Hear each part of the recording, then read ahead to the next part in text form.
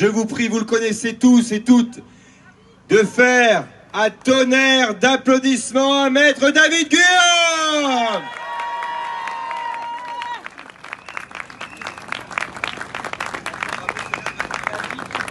Merci. Bonjour à tous.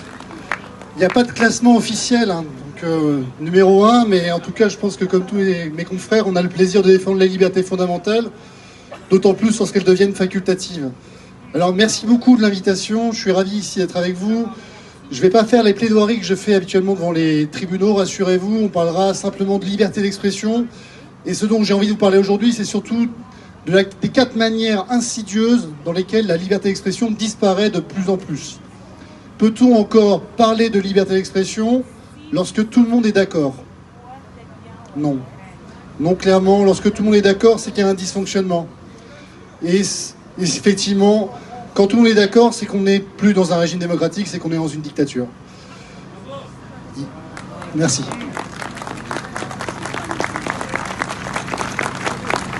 Il y a 4 mécanismes qui sont actuellement à l'œuvre et qui font que la liberté d'expression est en train de disparaître. Le premier mécanisme, c'est la propagande. Quand tout le monde vous dit quoi penser, il n'y a plus de liberté d'expression. Si on vous dit il y a le camp du bien et il y a le camp du mal, alors c'est qu'il n'y a plus de liberté d'expression. Auparavant, nous avions des opposants politiques. Dorénavant, il n'y a plus que des complotistes et des gens dangereux. Évidemment, ce n'est pas compatible avec la liberté d'expression, puisque la liberté d'expression, c'est le fait de pouvoir dire aussi des choses qui peuvent blesser, qui peuvent choquer.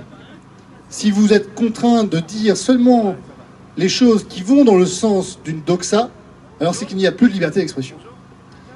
La deuxième chose, c'est le rôle des médias. Et l'Arcom, effectivement, ne joue pas le rôle du pluralisme des opinions. Les médias, la question à laquelle il faut répondre, c'est est-ce que c'est l'actualité qui fait les médias ou est-ce que c'est les médias qui font l'actualité? Je l'ai découvert à mes dépens. Effectivement, à cette question, la réponse, c'est que ce sont les médias qui décident de quoi ils vont vous parler. Et c'est la raison pour laquelle j'ai créé ma chaîne YouTube et que je pense que beaucoup d'avocats devraient le faire parce que, en réalité, on ne vous parle pas des vrais sujets. On décide de vous parler de ce que vous avez envie d'entendre, ou en tout cas de ce que quelques milliardaires possédant les médias décident de vous parler.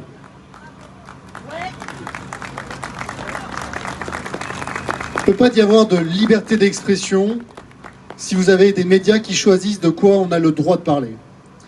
La troisième chose, c'est la pression sociale. On s'interdit soi-même, on s'auto-censure parce qu'on considère que ça va être effectivement quelque chose qui va nous exclure socialement.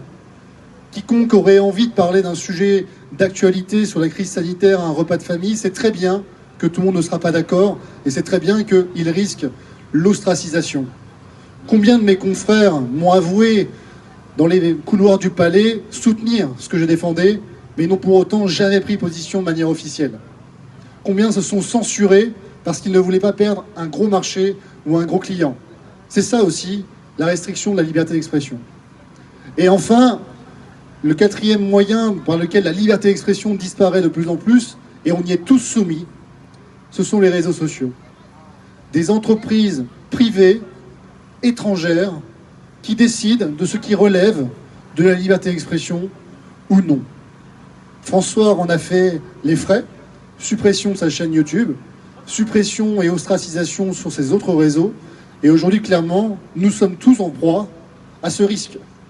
Amusez-vous à diffuser des informations qui ne vont pas dans le sens de ces entreprises privées et étrangères, et vous subirez le courroux de la restriction de la liberté d'expression. Alors, une fois qu'on a fait ce constat, qu'est-ce qu'on peut faire?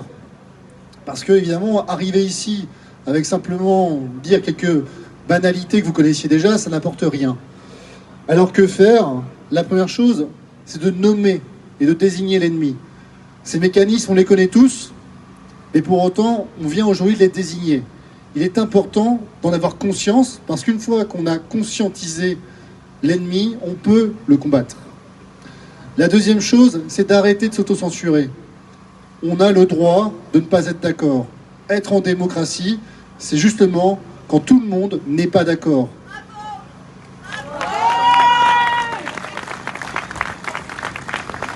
Lorsque tout le monde est du même avis, il n'y a plus de liberté d'expression. La troisième chose, c'est de combattre en justice chaque fois que votre liberté est injustement restreinte. J'ai eu le plaisir d'accompagner l'association Réinfo Liberté. Pour ceux qui ne la connaissent pas, c'est l'association qui avait publié des panneaux en 4x3 à Toulouse pour discuter des effets secondaires. Parce que rappelez-vous, on vous avait expliqué qu'on pouvait discuter de tout, sauf des chiffres des effets secondaires. C'est ça, hein, la censure, la liberté d'expression qui disparaît. C'est quand on vous dit ça, c'est un sujet dans lequel vous ne devez pas vous mêler. Eh bien, bien entendu, on s'en mêle. Et l'arrêté qui avait interdit cette campagne de publication a été combattu en justice. Je suis impatient qu'on puisse plaider au tribunal administratif de Toulouse et qu'on puisse faire tomber cette interdiction parce que la vérité sortira toujours. La quatrième chose que je vous invite à faire, ici c'est le parti des souverainistes, et ça me paraît être extrêmement important de vous réemparer de la souveraineté de nos médias, de la souveraineté des règles qui s'appliquent aux entreprises privées et étrangères. On doit se réapproprier cette souveraineté.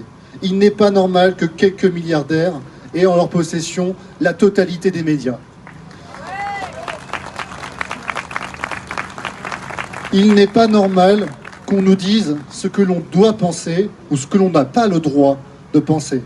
La liberté d'expression, vous l'avez compris, en gré de ces quelques minutes, c'est quelque chose qui nous impacte tous. Et quand il n'y aura plus de liberté d'expression, je peux vous assurer que vous comprendrez tous ce que signifie cette liberté fondamentale. Merci à tous.